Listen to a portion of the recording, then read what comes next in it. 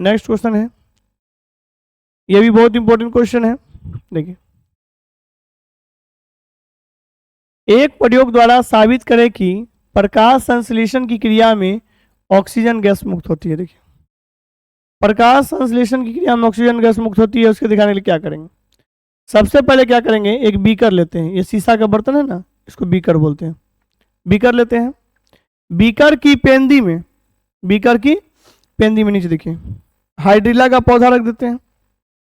सबसे पहले क्या करते हैं, बीकर लेते हैं, उसके 75% भाग को, यानी आधा से हल्का ज़्यादा 75% भाग को पानी से भर देते हैं। ठीक है, उसके पेंदी में एक हाइड्रिला का पौधा रख देते हैं और पौधा के ऊपर कीप होता है जो किरासन तेल वगैरह डालते हैं, कीप से ढक देते हैं।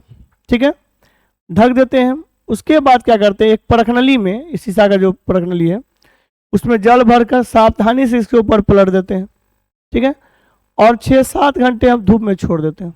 ठीक, धूप में छोड़ने के बाद हम देखते हैं कि ऑटोमेटिक जब धूप में छोड़ेंगे तो पानी गर्म होने लगे। तो धूप में छोड़ने के बाद क्या होता है, ये जो टीप है कीप, इसके ऊपर पानी जो हल्का गर्म होता है उसके बाद यहाँ जो है बुलबुला जमा हो जाता है, ऊपर में बहुत सारा बुलबुला जमा हो जाता है।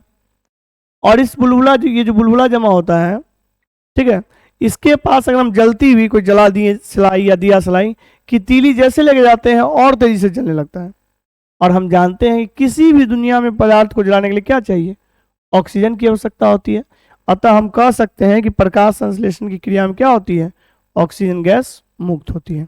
ठीक है, इस क्वेश्चन को हम लोग पढ़ते हैं लैंग्वेज में, लिखना कैसे एग्जाम देखिए। प्रकाश संश्लेषण की क्रिया में ऑक्सीजन गैस मुक्त होती है। प्रकाश संश्लेषण की क्रिया में ऑक्सीजन गैस मुक्त होती है। इसे दिखाने के लिए हम लोग सबसे पहले एक बीकर लेते हैं। सबसे पहले क्या लेंगे, बीकर लेंगे। इसके बाद उस बीकर की 75% भाग को जल से भर देंगे। पहले बीकर लिए, फिर 75% भाग को जल से भर दिए। ठीक है, बीकर की पेंदी में हाइड्रिला का पौधा रखकर उसे कीप से ढक देते हैं। बीकर की पेंदी में हाइड्रिला का पौधा रखते हैं और उसको कीप से हम क्या करते हैं, ढक देते हैं। अब देखिए क्या है, कीप से ढक दिए। अब देखिए उसके बाद क्या होता है, इसके बाद एक प्रकनली में जल भरकर कीप के ऊपर सावधानी पूर्वक पलट देते हैं। मतलब उस प्रकनली में जल भरकर कीप के ऊपर सावधानी पूर्वक पलट देते हैं। इस प्रयोग को 6-7 घंटे धूप में रखने के बाद हम देखते हैं कि प्रकनली में जल का स्तर घट जाता है। मतलब प्रकनली में जो है जल का स्तर कमने लगता है। प्रकनली के ऊपरी भाग, ऊपरी सिरे पर गैस का बुलबुला जमा हो जाता है। मतलब प्रकनली जो था उसके ऊपर क्या होता है, गैस का बुलबुला जमा हो गया।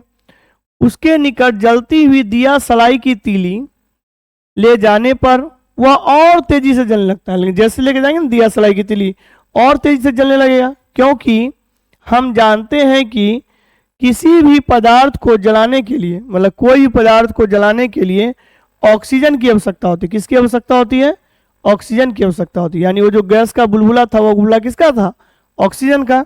अतः हम कह सकते हैं कि प्रकाश संश्लेषण की क्रिया में ऑक्सीजन गैस मुक्त होती है। ठीक है, इस प्रकार हम लोगों ने प्रकाश संश्लेषण में ऑक्सीजन गैस मुक्त होती है इस क्वेश्चन को सीखा। ठीक है, स्क्रीनशॉट लीजिए आप लोग। चलिए अब हम लोग देखेंगे